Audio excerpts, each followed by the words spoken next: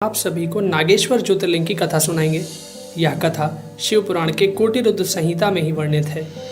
यह 10वीं मुख्य ज्योतिर्लिंग है। चलिए जानते हैं इस कथा के बारे में। कथा इस प्रकार है कि दारुका नामक राक्षसी अपने पति दारुक के साथ एक वन में रहा करती थी। दारुका माँ पार्वती के दिए हुए वरदान के कारण इस वन को कहीं भी अपने साथ ले जा सकती थी। उसने अपने पति के साथ मिलकर पूरे जंगल में उत्पात मचा रखा था, जिससे तंग आकर लोगों ने महर्षि औरव की शरण में जाकर उन्हें अपना दुख सुनाया।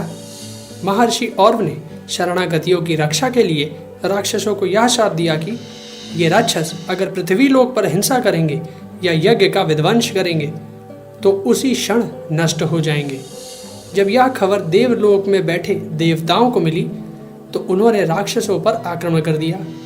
सभी राक्षस इस असमंजस में पड़ गए कि अगर वो पृथ्वी पर युद्ध करेंगे तो उसी क्षण नष्ट हो जाएंगे और अगर नहीं करेंगे तो युद्ध में परास्त हो जाएंगे। इस स्थिति में दारुका उस वन को उड़ाकर समुद्र के बीच ले गई। राक्षस लोग समुद्र के बीच निर्भय रूप से रहने लगे। एक बार मनुष्य से भरी बहुत सी नावें उधर आ निकली। राक्षसों ने सभी मनुष्यों को बंदी बना लिया। उनमें सुप्रिय नामक एक शिव भक्त भी था। उसने कारागार में रहकर भी भगवान शिव का पूजन नहीं छोड़ा।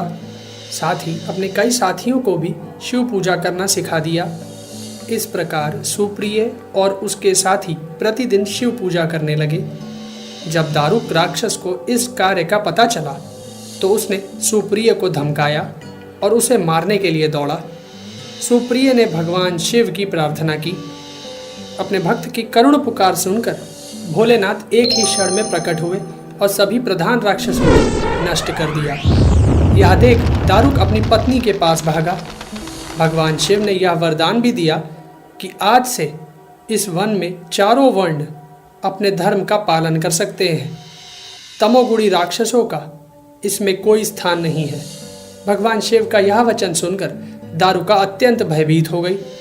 शिव जी के क्रोध से बचने के लिए दारुका ने माँ पार्वती की स्तुति की और उनसे यह वर मांगा कि माँ मेरे वंश की रक्षा कीजिए।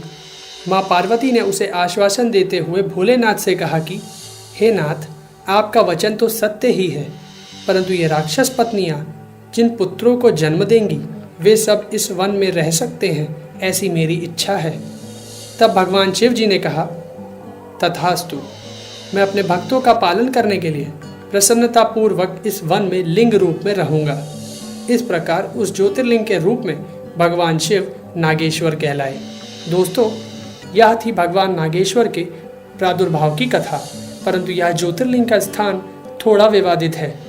शिव पुराण और 12 ज्योतिर्लिंग स्तोत्रम के अनुसार यह दारुक वन में स्थापित है, परंतु नागेश्वर ज्योतिर्लिंग के नाम से 3 मंदिर विख्यात हैं। पहला गुजरात के द्वारका राज्य में, दूसरा उत्तराखंड के अल्मोड़ा राज्य में और तीसरा महाराष्ट्र के हिंगोली राज्य में।